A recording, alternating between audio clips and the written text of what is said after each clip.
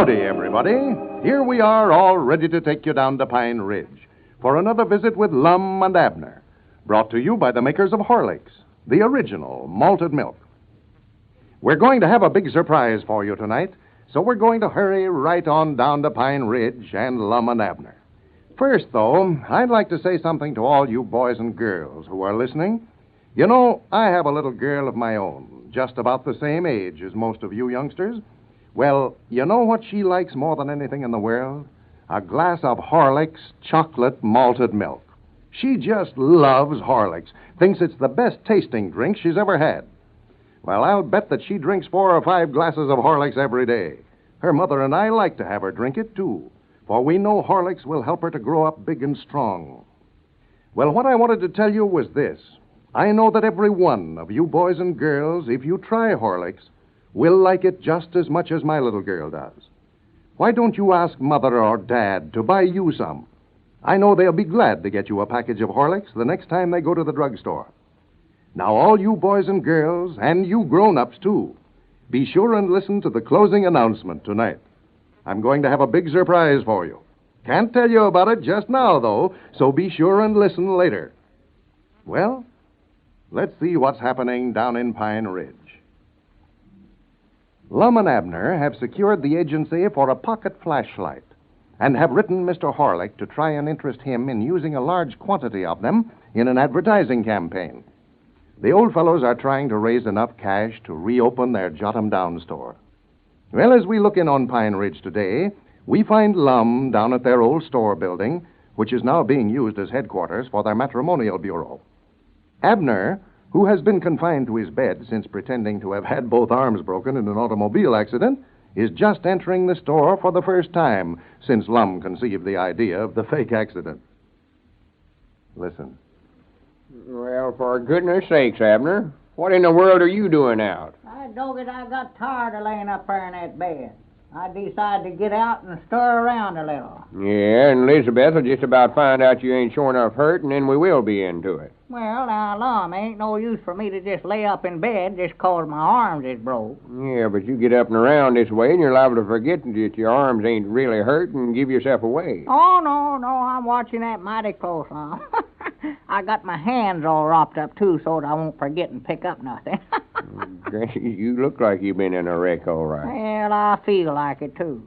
I've talked about these arms being broke and how bad they hurt till they sure enough got to aching. Maybe Cedric got them bandages wrapped a little too tight on there. Stopped the circulate. Well, I don't know, but they pained me so bad last night I couldn't hardly sleep. Just might as well have been broke. They couldn't have hurt me no worse. Yeah. And let me sit down, Lum. I've laid up there in that bed till I'm just as weak as a kitten. Yeah, sure. Draw yourself up a chair and sit.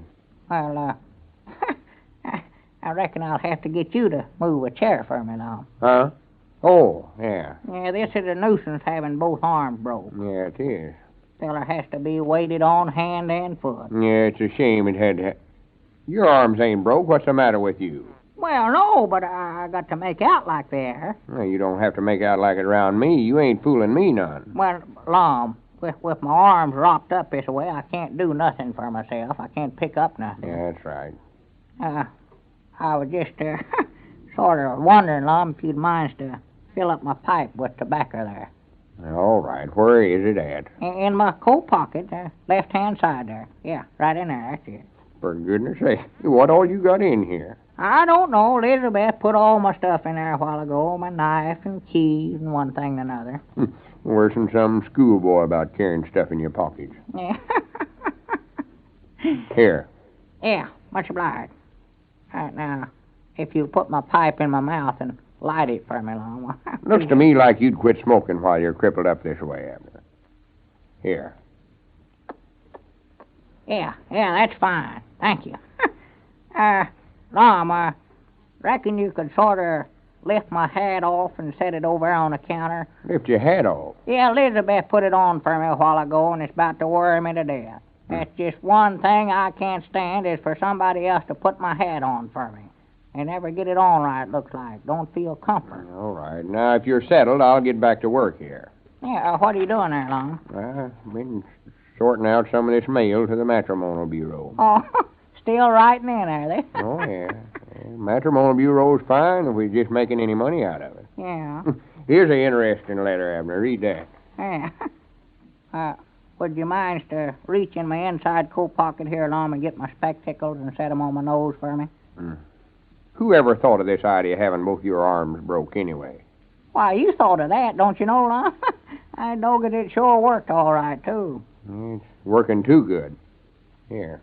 Hold still. Now, I don't believe we could have figured out a better way to get Elizabeth back in a good humor with me. Now, where's that letter? Oh, yeah. Listen here. From Columbus, Ohio. Columbus, Ohio. Well, you'll have to hold it up in front of my eyes, Lum, so that I can read it. Never mind. Just let it go. Just let the letter go. Weren't nothing important no way. Weren't?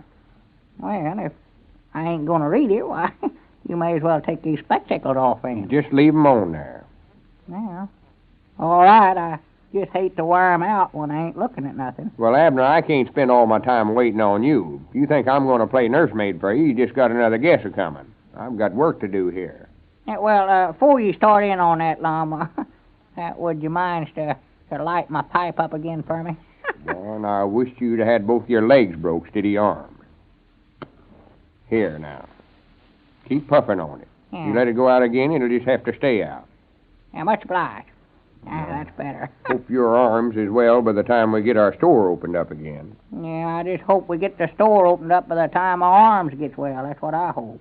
If Elizabeth finds out that we let Squire Skimp beat us out of this store, Lum, we'll both be crippled up. Well, if this flashlight proposition works out, we'll have a new stock of goods here in a couple of weeks. I believe them things is going like hotcakes. Yeah, I believe they are too, Lum. If we can sell enough of them to get our store opened up again, and by that time our matrimonial business is on a paying base, we'll be back on your feet again. Yeah, well, if we can just get the store open, that's the main thing. We know we can't starve to death as long as we got a stock of groceries in here. No. And if the worst comes to the worst, why, we can just eat the store, you know. Yeah.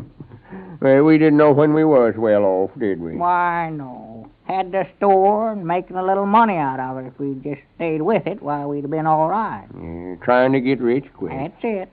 Squire Skimp come along with his big-sounding talk and made us unsatisfied with what we had. Just what he done. Looks like everything we touched went right backwards to what it ought to. Oh, Lord, we've had a run of hard luck there. It just might not ruin us long. Yeah, more than likely it'll be good for us in the long run. Get some of these big ideas out of our heads. Yeah, sure. Yeah, if we can get our store back now, we'll appreciate it more. Why, sure. Well, here comes Dick Huddleston. Yeah. He's sure been a friend to us, ain't he? Oh, yeah. I don't know what we would have did if it hadn't been for him. Been letting me have groceries down there at his store on a credit just to keep Elizabeth from finding out that we lost our store. Yeah, but it can always lean again Dick in time of trouble. Oh, yeah. Must be some more mail for our matrimonial bureau he's bringing over. Yeah, I'm on it. Well, howdy, Dick. Yeah, come in, Dick. How you fellas today? No, just fine. Come on back. Well, Abner, I didn't know you was able to be up and around. Well, he oughtn't to be. Yeah, I just got tired of laying over there in bed. Come down here and expects me to wait on him hand and foot. Well, how are your arms feeling, Abner? Oh, they're all right, I reckon, Dick. Say, Dick, would you mind to light my pipe for me here? I don't want to ask Lum to do it again. He got sort of aggravated at me. Don't why, do sure, it, Dick. sure. Just let it stay out. Lum, here's some mail for you here. There's one special deliver letter in that bunch there, too. Well, I do know. Here you are, Abner. Special deliver. Reckon somebody must be in a turbo. Well, it's a letter from Mr. Horlick, Abner. Huh? Granny's, he answered right back, didn't he? Yeah, open it up and see if he take me up on that proposition, Lum. Yeah. You fellas on a deal with Mr. Horlick? Yeah, me and Abner got the agency for these flashlights, and we wrote Mr. Horlick to see if he couldn't use a bunch of them in an advertising campaign of some kind. Here's one of them. Yeah, looks like a fountain pen, don't it? Say, that's all right, isn't it? Well, that's about as handy a gadget as I ever saw. Well, sir, them things will throw a beam 200 foot. Yeah, now that is a dandy. Say, that's nice for a fella to have along with him all the time, you know it. Like a fountain pen, you can just put it in your pocket there, and it's always there when you need it. If you're out in the car at night or something like that. Why, sure, yeah, it's the handiest thing in the world. Young'uns, they get a lot of fun out of that, too. Yeah, it looks like silver. No, it's polished aluminum, as Lum said it was. Well, you know, I'd like to have one of these myself, Abner.